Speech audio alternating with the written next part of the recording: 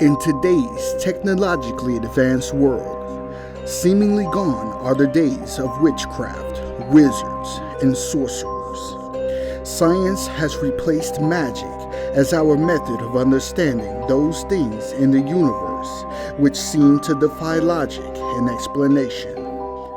But what if, rather than replace the magic and spells of the old world, today's technology has helped to advance not only how magic and spells are performed, but how we understand them. In this episode, we explore the meanings behind spells to learn just how real they are and how often we use them today.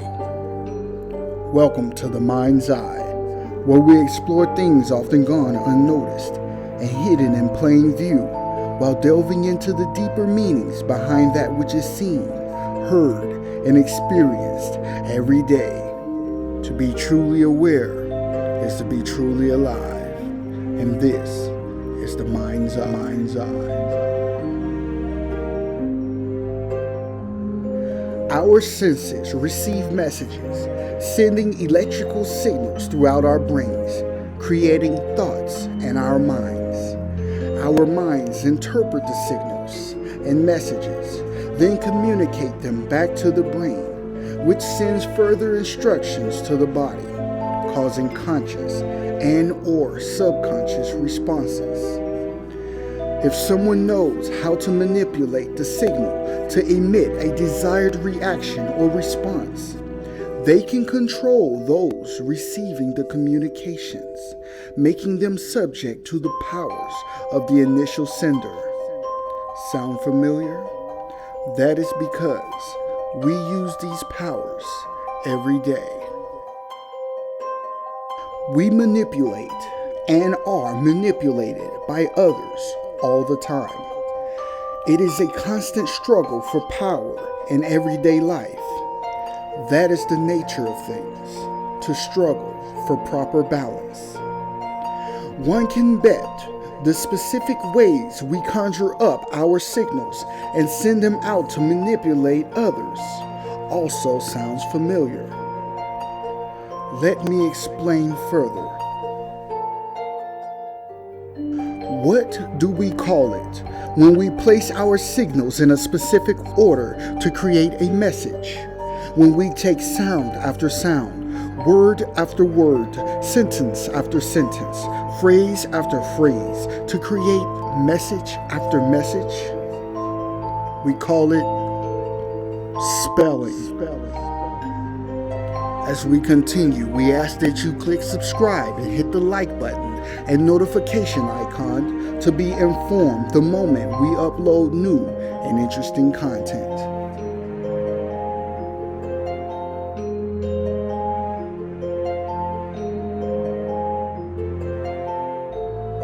The word spell, in the context of a verb, comes from the Proto-Germanic word spellum, which derives from the Proto-Indo-European word spell, which means to say aloud, recite. Today, the word spell as a verb can be defined as to name or write in order the letters constituting a word or part of a word, to constitute the letters of a word, to add up to, signify. How about when these messages are used to manipulate and bring about a desired effect, that those manipulated are put into a trance-like condition? If they are unaware of this condition, we might call it a type of hypnosis. But simply put, we may call it casting spells. The noun spell comes from the Old English spell, meaning story, tale, saying, history, narrative, fable, discourse, or command, which results from the Proto-Germanic word spellum. The meaning of spell soon evolved to include An utterance, something said, a statement, a remark, in the context of said words with supposed magical or occult powers, an incantation or charm. Today, spell as a noun is defined as an indefinite period or duration, coming from the Old English word spellion, which meant to take the place of, be substitute for, represent. Colloquially, the word spell is defined as a state of hypnotic trance. In med speak, spell refers to any period during which an individual is in a particular state. An example, a spell of hospitalization or a hospital stay. Spell as in a bout or period of sickness. Medspeak in the UK, spell refers to a popular term for the time frame from when a patient is admitted to hospital until discharge. In the paranormal sense, spell is a trance-like state in which a person allegedly communicates with dead persons or various ethereal spirits, most often in a culture-specific context. It has the potential for being misconstrued as a psychotic episode. The Miller-Keene Encyclopedia and Dictionary of Medicine, Nursing, and Allied Health, 7th edition, defines trance in the context of a noun as a state of altered consciousness characterized by heightened focal awareness and reduced peripheral awareness, a sleep-like state of reduced consciousness and activity, and hypnosis as a state of altered consciousness, usually artificially induced, in which there is a focusing of attention and heightened responsiveness to suggestions and commands. Contrary to popular belief, hypnosis is not sleep, but rather intense concentration, something like the familiar experience of being engrossed in a book to the extent of shutting out the outside world.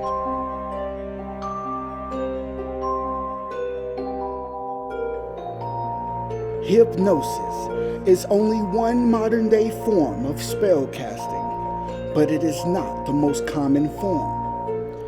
In today's world of scientific methodologies and empirical data, we have shed the spookism associated with the old age ideas of casting spells. We no longer seriously refer to them as spells. Today, we use more scientific terms, such as psychological manipulation and social influence. What does this all really mean?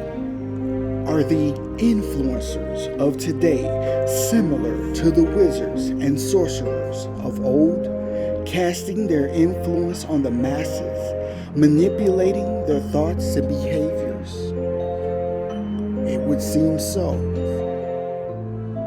The next time you encounter psychological manipulation or social influencing, it may assist us in better comprehending their subconscious ramifications if we also view them within the context of hypnosis, trance, and the casting of spells. And maybe, with this comprehension, we may better protect ourselves and those for which we care from harm, injury, or worse. Look, listen, and be attentive to that which is happening around you. How are you being psychologically manipulated? How are the social influencers of today influencing you? and to what extent? Let us know your thoughts by leaving a comment. To be truly aware is to be truly alive.